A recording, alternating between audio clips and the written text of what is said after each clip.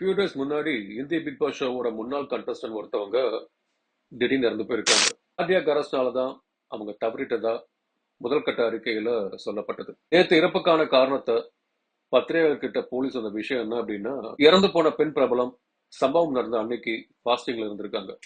இவங்களுக்கு வயசு 42 அண்ட் ஏறக்குறைய 7-8 வருஷமாவே ஆன்டி ஏஜிங் ட்ரீட்மெண்ட்ல எடுத்துட்டு வந்திருக்காங்க. கூடவே அவங்களுக்கு எபிலிப்சி, அதாவது வலிப்பு நோயும் இருந்திருக்கு. ஸோ வழக்கம் போல அன்னைக்கு மதியம் அந்த பொண்ணு ஆன்டி ஏஜிங் இன்ஜெக்ஷனை எடுத்திருக்காங்க.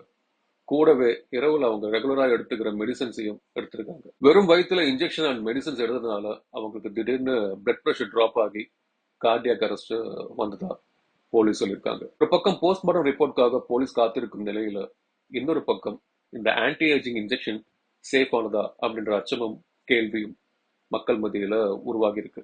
காரணம், முன்ன மாதிரி இந்த ஆன்டி ஏஜிங் ட்ரீட்மெண்ட்டை செலிபிரிட்டிஸ் மட்டும் எடுக்கிறது இல்லை. இப்ப சாதாரண பெண்கள் கூட தங்களோட அழகை மெயின்டைன் பண்ணணும்னு Botox and anti ageing treatment எல்லாம் எடுத்துக்கிறது காமன் ஆகிடுச்சு. இயற்கையாவே ஆண்களை விட பெண்களுக்கு மனதைரியம் அதிகம்.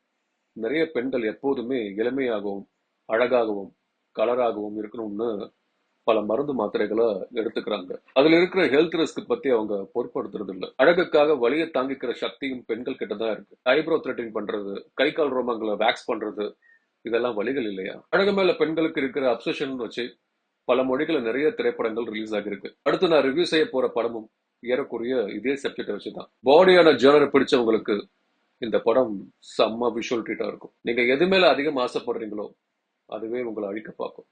என் அனுபவத்துல சொல்றேன். Substance coming soon. 0,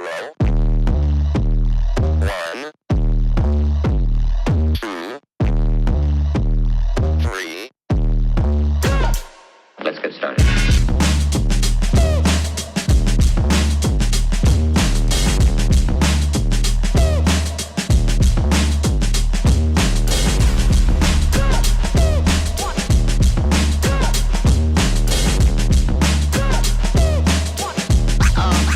That's real good.